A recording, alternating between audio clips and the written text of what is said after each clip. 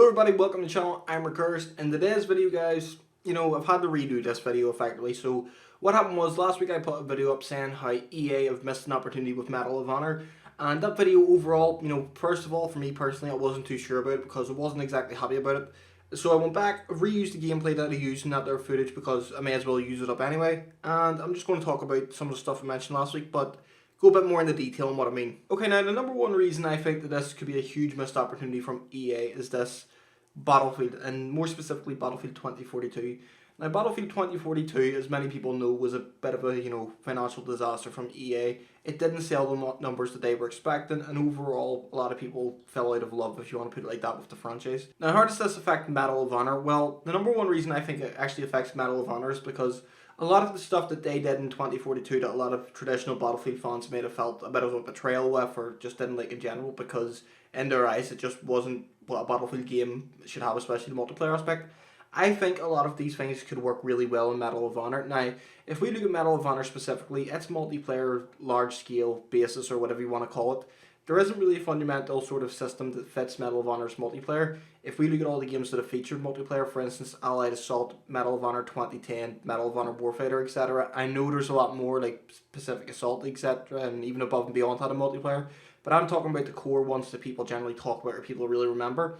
All these games individually didn't really have a multiplayer that stands out, a multiplayer that this is what Medal of Honor is. Because if we go as far back and look at, say, Allied Assault, here's a bit of a history lesson for all you guys. Allied Assault came out and it was created by 2015 Inc. Now 2015 Inc. later went on to become Infinity Ward and create Call of Duty 1, Call of Duty 2 and Call of Duty 4 and Modern Warfare 2. Now this is the original Infinity Ward I talk about.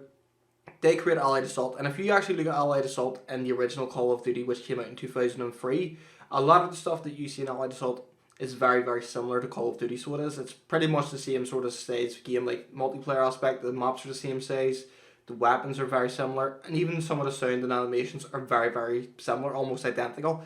And that's the point I'm trying to make, is that Medal of Honor really doesn't have a core multiplayer base of what it is supposed to be.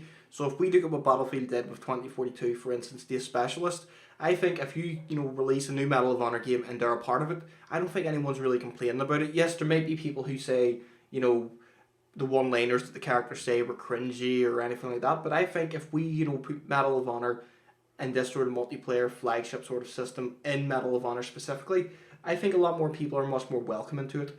Like I say, Battlefield, as we all know, is usually, assaulter class, medic class, engineers, etc. And that is what Battlefield is. That's what a lot of people said it should stay like that because it's class specific, so it is. And all your needs to this specific class you're using, carry over. It pretty much gives you a different style. If you're an assaulter, someone might say you're a bit more aggressive, you want to go straight in and try and get as many kills as possible. Whereas if you're an engineer, you're someone who generally sits back and picks off his spots. I know it might be getting confused with a sniper. I'm not, all in with the whole class system of Battlefield, but the point is valid. Class specific gameplay can change and really, tell what a person's style is. If we look at, Battlefield 4, for instance, the amount of weapon variety in that game based on its classes alone was shocking. And I'm not just talking about primary weapons, I'm talking about secondary weapons, I'm talking about, sidearms, claymores, all that, grenades. Everything was just so varied across different class setups, and it really did tell a different style of play and really showed how a certain player plays, as opposed to maybe if we look at 2042 where you can pretty much equip any specialist with any sort of weapon, any sidearm, any third weapon if you want to call it. You can pretty much do all that with 2042. There's no class specific, so it takes away, in many people's eyes, it takes away a bit of player skill and a bit of player gap because you can do anything effectively in that game. Whereas years ago, Battlefield was much more strategic and a much more of a sort of team-based game, and that a lot of players, let's say I have a squad of 4, okay? Odds are 2 of us will be running the same, class or system, I don't know, whatever you want to call it. Odds are 2 of us will be running the same sort of class. So let's say I'm an assaulter and my friend's an assaulter. Odds are someone will either be a sniper or someone will be a medic in this situation, and that generally tells you the style of play you're getting. Now you're getting 2 people who'll run and gun it, and you're getting another person who, like I say, a sniper will pick his spots, and then you have the medic, so whenever someone goes down, they can heal you, they can supply you, this sort of thing. I know I'm not 100% right in that, but this sort of thing can really benefit, so can the overall players of Battlefield. And I really think that EA, throwing traditional Battlefield out of 2042 effectively really did hurt the game. Now, I'm not saying that specifically was the reason why the game failed. I mean, there was a collateral, number of reasons. For instance, only having like 8 maps on launch, the maps weren't all that great. There wasn't a lot of cover, and pretty much trying to become a hero shooter is what I have, laying up to. Is a number of reasons why I failed. Now, again, if you put a lot of this stuff in a Medal of Honor game, I think you can get away with it. I think a lot of people are much more welcoming. Again, there may be a lot of criticism towards it, but I do think a lot more people would be sort of greeting it with open arms. And then you have a style going forward for Medal of Honor of what it can be. Obviously, Medal of Honor 2010, if we look at an even Warfighter, its maps were sort of in between the size of a traditional Call of Duty map and at the time a console version of Battlefield. So what I mean by console version is this. Battlefield back in 2011, if you had it on the console, the map was very small in comparison to, say, the PC. And that's just because consoles, more specifically the Xbox 360 and the PlayStation 3, just couldn't keep up with what the PC was offering at the time. Which is why a lot of people jumped on the PC when Battlefield 3 came out, because they knew they'd get a bigger experience. Medal of Honor at this point was sort of in between the two games in terms of size.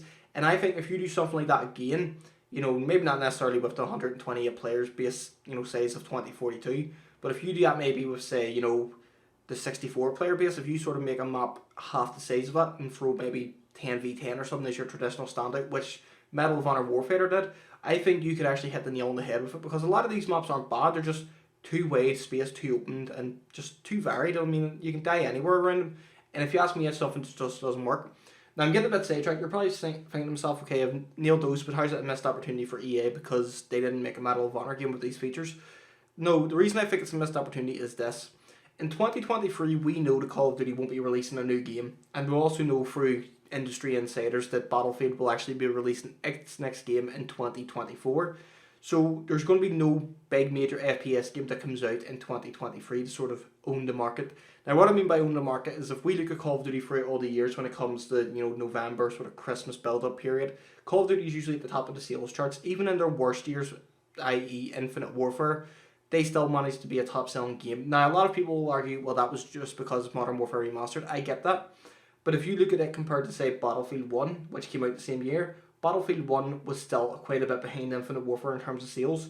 Now, Call of Duty isn't going to be releasing a game in 2023, so that means that market is blown wide open. For the first time in almost 20 years, there's no Call of Duty releasing in that November, October, Christmas period. So any publisher could come out with a new game, and if there's nothing on offer, let's say Modern Warfare 2022, that's just what I'm going to call it to make more sense, doesn't do well. Well, what happens then is that people are left wondering, well, what are we getting as our, Call of Duty offering this year? What are we getting as our Battlefield offering? And there's nothing in the market. Now, you'll probably argue, well, EA didn't know, Call of Duty was going to do it. It's been known for, I want to say, almost 8 months that Call of Duty weren't actually going to be releasing a game in 2023. Now, EA, you could argue, well, I mean, how do you not know that they are releasing the game? They might be. At this point, we don't know. I still firmly believe that the game Ripple Effect is actually working on could in fact be a Medal of Honor game. Now, this game was actually announced way back in 2021, and what actually went alongside it was that EA's Ripple Effect are working on their own game. Now, if you read further into the articles, I'll try and find them, so I'll link them below. What Vince Zampella actually says, who is actually the guy who's overseeing the Battlefield franchise and Ripple Effect Studios, what he pretty much says is that they're going to be working on their own IP, and it'll be running on the Frostbite engine. Now, if you put that together, it does sound like it's definitely not a Battlefield game, and I know a lot of people will jump on and say, well, Ripple Effect's working on a Battlefield experience. Whenever EA and Ripple Effect make these announcements saying they're working on a Battlefield experience, what I generally link that to is Portal, because obviously, as we now know, Portal is a big fundamental part of 2042, so it is, and that pretty much means that EA can do whatever they want in Portal. They can bring back older maps, they can bring back new weapons, etc. All this is related to Portal. So whenever they say a Battlefield experience within Ripple Effect, I generally jump straight to Portal, so I do, because I think it makes the most logical sense when they say experience. They have never once come out and officially said Ripple Effect is working on a brand new Battlefield game. Every article you see, it always says the same thing. Ripple Effect is working on their own game. It doesn't say a Battlefield game, it says their own game. Now, again, I could be wrong. It could be a Battlefield spin-off in some kind of capacity, like maybe Bad Company or something, like Hardline was, I don't know. But if you really weigh it up, I don't think it's a Battlefield game. I think what they're doing now currently is working alongside DICE to make Portal much more, I want to say, operated openly or something, whatever way you want to put it. They're working alongside them to make Portal their big Battlefield experience, so if you want classic gameplay, you go for Portal. But overall, if I'm making these points, why am I saying it's a missed opportunity? Well, for the time being, usually you get leaks about this time, you get some idea of what's coming, and it pretty much adds up, makes a bit of sense. At the minute, in me speaking, there's been no leaks whatsoever to suggest EA is bringing out a new Medal of Honor game, which is a shame because, like I say, in 2023 there's no competition, and that was something that really hurt Medal of Honor Warfighter more specifically. Now, people will look at me and go, Medal of Honor Warfighter was a bad game. It wasn't a finished game. That game came out unfinished and in a crowded market that contained Assassin's Creed 3, Black Ops 2, FIFA 13, Forza Horizon, Need for Speed. There was so many games that came out around that time, and those are just some of the big hitters. I'm not even talking about some of the indie games. Halo, for instance, came out. I forgot to list that. I know it's not an indie game, but you get my point. So many big, massive games were releasing in the same crowded market that EA tried to throw out Medal of Honor Warfighter.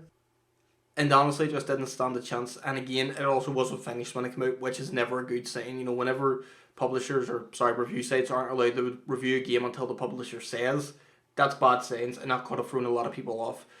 But like I said, there's no competition next year. EA have an opportunity to do something really big here.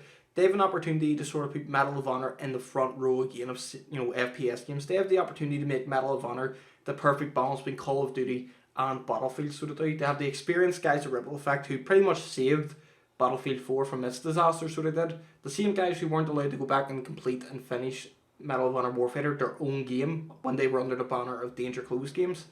This is a talented studio, and now with Vince Zampella overlooking it, I think EA have an opportunity to do something really, really special here, so to do. The problem is, but I just don't think that they have the brain cells to function and do this right, so don't, because they've shown in the past that they really care very little for their IPs. You know, so whether or not they choose to do Medal of Honor in 2023, again, I need to put this out there. For all we know, it could actually come out. There could be a new Medal of Honor game for 2023. Remember, it's a year away. You know, Ripple Effect have been working on their own game since 2021, midway through 2021, sorry.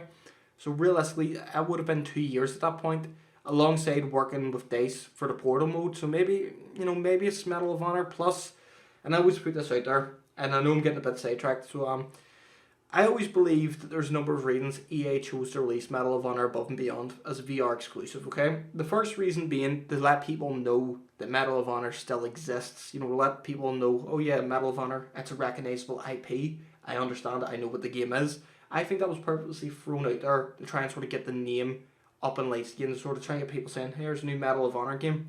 And if we actually look at the feedback Above and Beyond got, a lot of people were actually disappointed that it was a VR exclusive. A lot of people wanted, you know, a console and PC release for this game. And the fact that it was done by Respawn, another studio who's under Vince Zampella, it may make a lot of sense to suggest maybe he's, you know, got Ripple Effect doing a Medal of Honor game. But again, until the time comes for next year, until any leaks come out, I still have to think we put this down as a missed opportunity, because no Call of Duty means a wide open market. Medal of Honor has suffered with, you know, a crammed market before, so it has with Warfighter. You have a talented studio there who, you know, has saved games before, so they have. I just think EA is really, you know, missing an opportunity here to do something really special. And I'll be honest with you, if they decided to get people in, say they watch this video, they're not going to, but let's pretend for a second they watch this video. If they got people in and they were developing a new Medal of Honor game, the problem is that it wouldn't come out in the market. I mean, it could come out next year, but it would be heavily rushed as well. It couldn't come out and dominate the market the way it potentially could next year. So it's a real shame that EA have missed this opportunity. As the times, you know, as it is right now of me recording this, there's been no news whatsoever. Again, I hold up hope that it might happen, but I have to be realistic about it. You know, I personally think it's a missed opportunity. I don't know about you guys. If any of you guys agree with me, you know, please feel free to comment below. If you're new to the channel, please like, subscribe. I do a lot of stuff around these sort of FPS games, Medal of Honor, Call of Duty, and Battlefield.